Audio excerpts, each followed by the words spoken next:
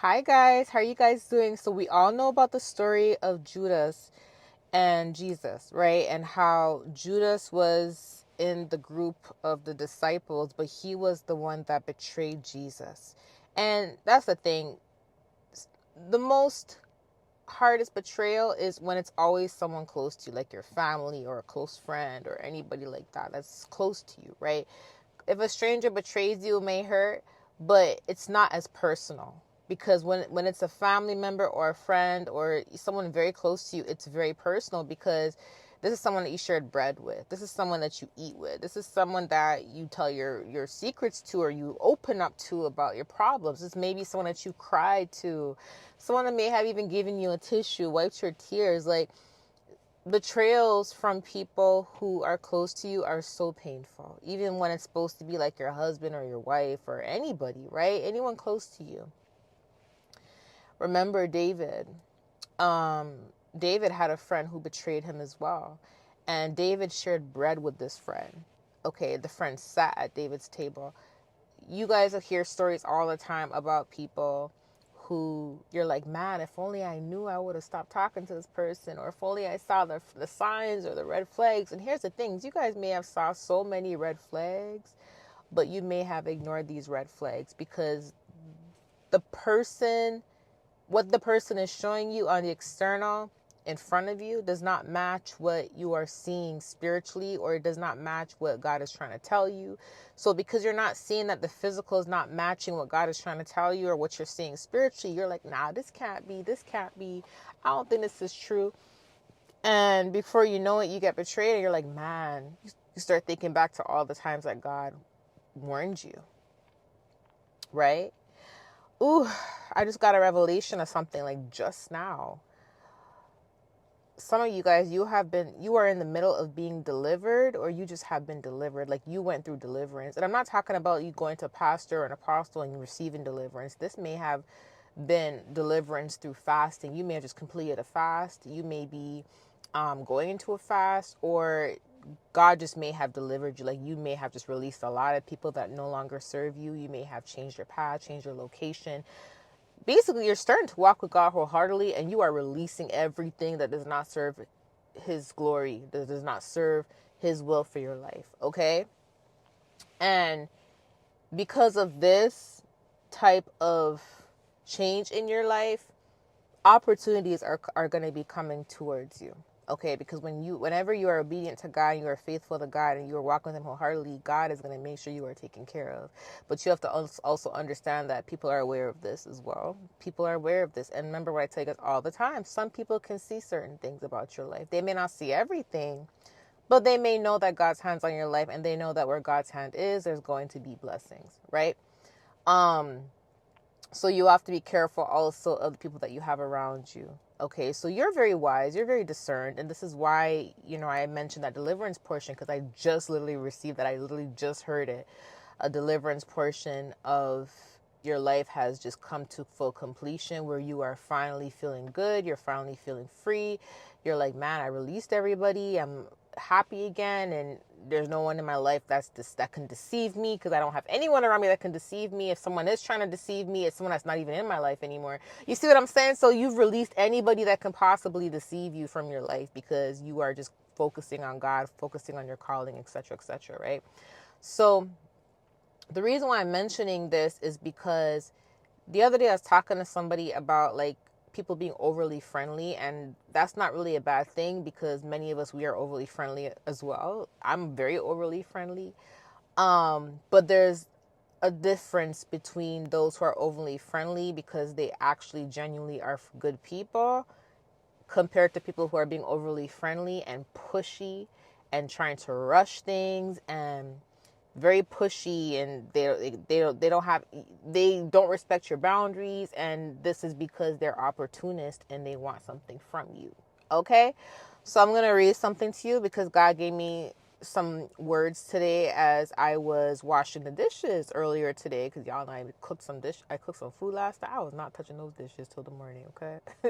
But I was washing the dishes and the Lord whispered, because I already had this word that I had to tell you guys. I told you guys yesterday I have a word relating to someone being overly nice. But I told you guys, I'm like, I'm going to deliver it later today or tomorrow. And I didn't end up delivering it. I waited. I'm glad I waited because as I was washing dishes, I thought about the word again. And then I heard the Lord whisper something to me. He whispered, pretend, the word pretend. You'll know this word is for you because here's what God showed me when I was washing the dishes. He let me know that whoever this word is for, you already said to yourself, is this person pretending? The exact word that came out your mouth was pretend or pretending. Like when you were questioning their motives and questioning, God as to like what's going on with them, you literally thought to yourself or said out loud or prayed or said pretend or pretending. Are they pretending or pretending? Right? And that's what God showed me right after he said the word pretend. He whispered it audibly. I heard it in my ear loud and clear. And then he literally said that is the main key word, how you'll know this word is for you, because this is something that you were asking, okay? He mentioned also after that, opportunist, okay? Opportunist, okay? So, whoever you are, there is someone who is being overly nice to you. This is not someone that's in your life, as in like you guys are best friends, you're close, and this is someone that's being overly nice to you. And again, I'm going to say this. Just because someone is overly nice to you does not mean they're an opportunist, does not mean that they're trying to deceive you or anything like that, okay? A lot of us are like that. I'm like that. If you're my friend or we get along and I love you, I'm spoiling you, I'm loving you, I'm going to be there for you, all of that. But one thing about me is I have boundaries and I respect boundaries of others. I could be overly nice to you and I can do things for you and share things with you and not call you every single day, not text you every single day, because I'm not a phone person. I'm not a texting person. I'm very to myself. I'm not going to say lonely. I'm very reserved and I stick to myself and I just focus on me, my family, and God. But I always make sure that I do reach out to people here and there, and I'm still the same person, overly nice, really friendly, etc. When a person is an opportunist, they're going to be overly friendly to you and it's going to come in a very rushed manner. Okay. So the way how God was showing it to me is this person comes out of nowhere. I don't know where you met them from, if they're at work or whoever. They just come out of nowhere. They like you. Oh my gosh, we should be friends. Oh my gosh, I'm just like you. Oh my gosh, we get along. Oh my gosh, so everything is going well and that's your first encounter with them. You guys have a lot in common. So they say, because there's some people who will sit there and watch you and study you for a very long time, find out what you like, what you don't like, things about your qualities and traits. And they will study you so much to the point where they will pretend that they're just like you when they're actually not, because they want you to think that you guys have a lot in common so they can try to get into your space. Okay, witches do this, warlocks do this, and opportunists do this as well. Okay. Trust me, they will sit there and watch you. I did receive a word about this a while back, but I didn't post it. If God leads me to post it, I'll post it. But I did receive a word, something similar a while back, related to someone keeping an eye on someone and studying their characteristics and studying their traits because they want to get in their circle. They want to be around them. But in order for them to do that, they got to have things in common with the person to make it seem like they're relatable for that person to actually open the door and allow them in, right? So I didn't post that where I left it alone. Usually like that happens if I don't receive any confirmations on it. More confirmations, I kind of just leave it unless God nudges me. He didn't really nudge me, but that may tie to this, okay? But the person comes out of nowhere. Seems like you guys have a lot in common. You guys are both being friendly with each other, but now all of a sudden it's like after that encounter, they're being overly nice. They're either trying to buy your friendship, buy your love, buy your support. Like they're trying to pour all this money on you if they have money. If they don't have money, they're trying to, text you consistently. Are you okay? Are you sure? Do you need me? Do you want to talk to me? And it's like consistent back to back, back to back. And it's very overly done and it's very rushed. And it's like, okay, I want to come over. Let's go to dinner. Let's go this, let's go that. It's like the person's trying to rush and do things and spend time with you and see you in person and all that. It's very rushed and it's very overly friendly and it's kind of weird, right? So you're like, okay. And like I said, there's people who are very nice, who are overly nice. And yes, they may want to hang out with you and see you in person and talk to you because they really love you and they really support you and they want to be there for you. But you'll know the difference because there's boundaries. A person who is overly nice and genuine, they will respect your boundaries. If you say, hey, I don't feel like talking right now, they're going to give you your space, right? They're going to respect your boundaries, and they're not going to be too pushy. As in, so if you say, okay, I can't meet right now, it's like they're going to be like, oh, what about tomorrow? What about this day? What about that? It's like they're very pushy, very pushy. And it just seems very, here's how you'll know. It seems very forced because there's people who are very overly nice and they are pushy and they're not opportunist. So I'm trying to explain it in a way to where you guys understand the difference, because I used to be like that back in the day where I wasn't pushy, but I was always trying to be there for people who I love. Like, hey, do you need me? Da-da-da. But I wasn't overly pushy where I'm ringing down your phone 24/7. I'm sending paragraphs all day. Like, no. I'm trying to like always see you every second of the day. It wasn't like that. But you'll know because you're going to feel like something is just off. And you're like, God, are they pretending? Because he said the word was pretending. Are they pretending? What's going on? It seems like it's too good to be true, right? So it's like pretending, right? So yeah, it's like the person, here's why. Because this is a Judas that is trying to enter your life. And they are an opportunist. So this is the person that sees that God is going to bless you and they want to be attached to every single thing that is going to be associated with your name, because they know that if you're blessed, they're not far away from the blessings either. When God blesses you, he blesses you to pour in the cups of others, right? So he'll get you to pour in the cups of strangers, people you don't know, family, friends, etc., because God wants you to bless people, right? But there's also wolves out there who don't have good intentions for you, who just see you as a stepping stone, and they will try to force their way into your circle, into your life, because they want a piece of that blessing. Okay? And you'll know because you're going to feel like something's off. Like, you're going to be like, God, are they pretend? The keyword was pretending. This is a Judas. This person doesn't have good intentions for you. They know what they're doing. God weighs the heart, the mind, the motives of man. So this is not someone that has a good heart and then comes into your friendship circle or enters your life and then switches up on you, right? It could be that. But the way how God showed it to me is this person is an opportunist, as in they already have the motive. They already know what their plan is. It's not someone that just switches up on you halfway through the friendship. No, this is someone that I need to get into that person's life because they're going to be blessed and I want me some of that. Like that's the motive they have. But they don't know how to get into your circle other than trying to be your closest friend, closest person, closest supporter. And the way how they're going to do it is they may try to give you a bunch of money. They may try to buy you a bunch of things to make you see that, oh, wow, they don't have to do this for me.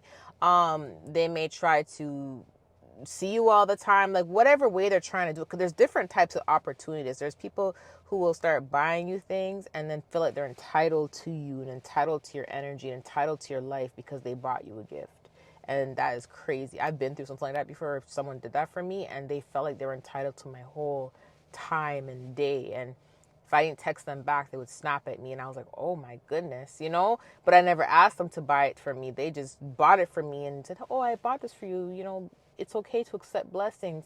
I'm like, no, I don't want it. It's okay. No, it's okay to accept blessings. And I accepted it. And the person felt like I was like they're entitled to my whole life. And I was like, oh my gosh. So I had to pull away from the person. And then when I pulled away from the person, they said I used them. So do you see what I'm saying? Like, this is crazy. But that's what people will do. Right? But that was someone that never had good intentions for me. So that's an example of like how they'll use money. You know what I mean? A person that buys you a gift, they're not going to use that and throw it in your face later. They're going to do it from the kindness of their heart, and they're not going to feel entitled to being around you, talking to you all the time, being around your energy. They'll do that nice gesture, and then they'll go about their way. You get what I'm saying? And you guys will communicate here and there when it's time to communicate, but there's no strings attached. That's how it's supposed to be, right? But yeah, this person is a complete opportunist, as in like this is the motives they have. Like I said, they may not use money, but they may use something else. They may use something else, but overall, it's forced. You're gonna be like, it's forced. They're gonna be bombarding you, as in like you feel like here's how you'll know the difference. Okay, thank you, Holy Spirit, because I was like, how do I explain the difference? Because I know there's some people who are overly nice and they don't understand that being overly nice can suffocate someone who has boundaries, right? You know, but here's how the Holy Spirit just explained to me how you'll know the difference, okay? When they do this, it's not only going to feel forced, but you are going to feel like an uneasy feeling, and you are going to feel like the person is stalking you, because they are. So he just literally whispered stalk to let me know that the person is stalking you. So here's the thing. It is indeed someone that's already been keeping an eye on you and trying to learn your personality, learn your traits, trying to figure out what you're into, what you're not into, because they want to make it seem like you guys have a lot in common, so you can be comfortable enough to open that door and think that God sent them to you. That is crazy. But yes, stalking. He just confirmed stalk. They're going to stalk you. So even when they come in out of nowhere, you're going to have that feeling like they're watching you. So you're going to know there's a monitoring spirit on them, okay? Because of everything. It's too much red flags. Everything is too forced. They don't respect your boundaries. They're overly nice, where it's like, okay, something is wrong, because, you know, there's nice people, there's overly nice people, and there's people who are being too nice. Like, you know what I mean? But there's nothing wrong with being too nice. But I'm saying, like, all these red flags will connect into, you'll see, like, they're all going to connect, right? You'll feel suffocated, but you're going to feel like you're being watched and monitored. You're going to feel uneasy around them.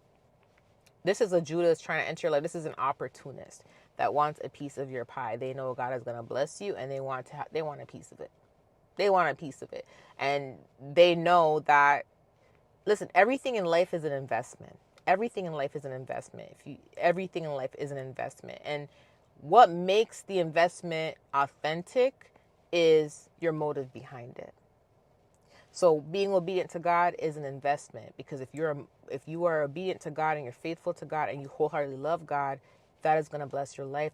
You're going to have peace in your life. You're going to be protected. You see what I'm saying? So everything in life has a motive. If you have a relationship or a marriage or anything like that, if you love your partner wholeheartedly and intentions are good and you love them, it's an investment, because your partner is going to love you back if they have the same intentions, and that's going to be a healthy marriage, etc., right?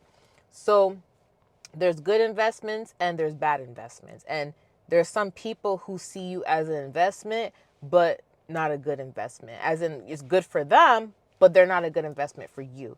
As in, when they try to come into your life, they're just seeing you as their money maker. They're just seeing you as their stepping stone, and they see you as a good investment in that sense, but their motives are bad. And you may not know that, and you may see them as like, oh, that could be a good friend, that could be a good supporter, whatever, whoever, associate. But you don't understand that that's a bad investment to communicate with them, be around them, socialize with them. That is a bad investment alone because of the motives that they have, right? So be cautious of this person, okay? Holy Spirit, be cautious of that person. Okay, so I want to give some of the confirmation. It's just, yeah, you're going to know what I'm talking about. Use your discernment, okay? God does want us to pour into the cups of other people, but there's some people who are straight up opportunists, and they pretend because they want a piece of that, okay? So anyways, I love you guys. Talk to you soon. Bye.